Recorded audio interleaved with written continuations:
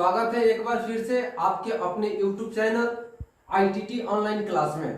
तो दोस्तों आज हम लोग वर्ग 10 के केमिस्ट्री के प्रथम अध्याय रासायनिक अभिक्रिया एवं समीकरण केमिकल रिएक्शन एंड इक्वेशन को आज हम लोग स्टार्ट करेंगे। यह जो अध्याय है पार्ट वाइज पार्ट आप लोग को मिलते रहेगा। तो चलिए पार्ट 1 को आज हम लोग स्टार्ट करते हैं। सबसे पहले जानेंगे कि रासायनिक अभिक्रिया किसे कहते हैं। तो जब कोई पदार्थ अकेले या अन्य पदार्थों से अभिक्रिया करके, मान के चलिए कि हम लोग पहला पदार्थ ए लेते हैं और दूसरा पदार्थ बी लेते हैं, तो जब अभिक्रिया करता है तो जेड का निर्माण करते हैं, जेड का निर्माण होता है तो उसे क्या कहते हैं, रासायनिक अभिक्रिया कहते हैं। यानी कि जब कोई पदार्थ अकेले या किसी अन्य पदार्थों से अभिक्रिया करके एक नए पदार्थ का निर्माण करता है जिसका गुण मूल पदार्थ के गुण से बिल्कुल भिन्न होता है, रासायनिक अभिक्रिया कहलाता है। तो रासायनिक अभिक्रिया किसे कहते हैं, तो जब कोई पदार्थ अकेले या अन्य पदार्थों से अभिक्रिया करके नए पदार्थ का निर्माण करता है जिसका गुण मूल पदार्थ के गुण से बिल्कुल भिन्न होता है, रासायनिक अभिक्रिया कहलाता है। हम लोग देखेंगे कि यहाँ पे हाइड्रोजन गैस है, ऑक्सीजन गैस है और जो आपका H2O जो जल बना ये आपका द्रव है। तो यहाँ पे देखें लो कि एक हाइड्रोजन तत्व हुआ, एक ऑक्सीजन तत्व हुआ। यानी कि जब कोई पदार्थ अकेले या अन्य पदार्थों से अभिक्रिया करके नए पदार्थ का निर्माण करता है जिसका गुण मूल पदार्थ के गुण से बिल्कुल भिन्न होता है, रासायनिक अभिक्रिया कहलाता है। अब रासायनिक अभिक्रिया में हम लोग को पढ़ना है कि अभिकारक किसे कहते हैं। तो वैसा पदार्थ जो रासायनिक अभिक्रिया में भाग लेकर, वैसा पदार्थ जो रासायनिक अभिक्रिया में भाग लेकर नए पदार्थ का निर्माण करता है उसे अभिकारक कहते हैं। तो यहाँ पे हम लोग देखेंगे कि हाइड्रोजन और क्लोरीन अभिक्रिया में भाग लिया है, तो हाइड्रोजन और क्लोरीन क्या हो गया, अभिकारक हो गया।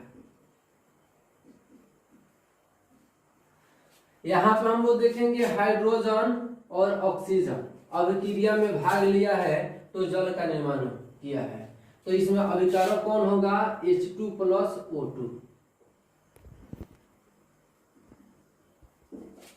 तो अभिकारक किसे कहते हैं, तो वैसा पदार्थ जो अभिक्रिया में भाग लेकर नए पदार्थ का निर्माण करता है उसे अभिकारक कहते हैं।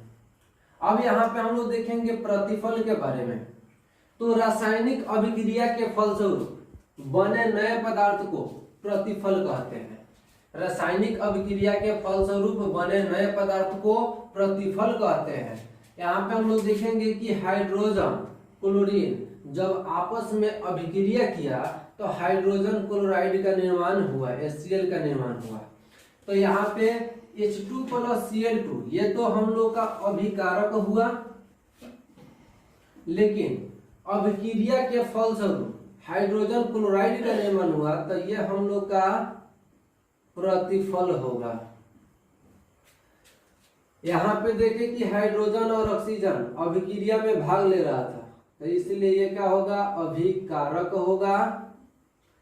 अभिक्रिया के फलस्वरूप जल का निर्माण हुआ तो ये प्रतिफल होगा। आशा करते हैं कि आप लोग समझ गए होंगे कि रासायनिक अभिक्रिया किसे कहते हैं, अभिकारक किसे कहते हैं, प्रतिफल किसे कहते हैं। तो जब कोई पदार्थ अकेले या अन्य पदार्थों से अभिक्रिया करके नए पदार्थ का निर्माण करता है उसे अभिकारक कहते हैं, और जो अभिक्रिया में भाग लेता है उसे अभिकारक कहते हैं, और जो अभिक्रिया के फलस्वरूप जिसका निर्माण होता है उसे प्रतिफल कहते हैं। अब हम लोग देखेंगे कि रासायनिक अभिक्रिया की विशेषता क्या है। तो हम लोग पढ़ेंगे कि रासायनिक अभिक्रिया की निम्नलिखित विशेषताएं हैं। पहला देखेंगे कि रासायनिक अभिक्रिया के फलस्वरूप गैस का उत्पत्ति होता है। बहुत ऐसा रासायनिक अभिक्रिया है जिसमें गैस की उत्पत्ति होता है। दूसरा, अवक्षेप का बनना।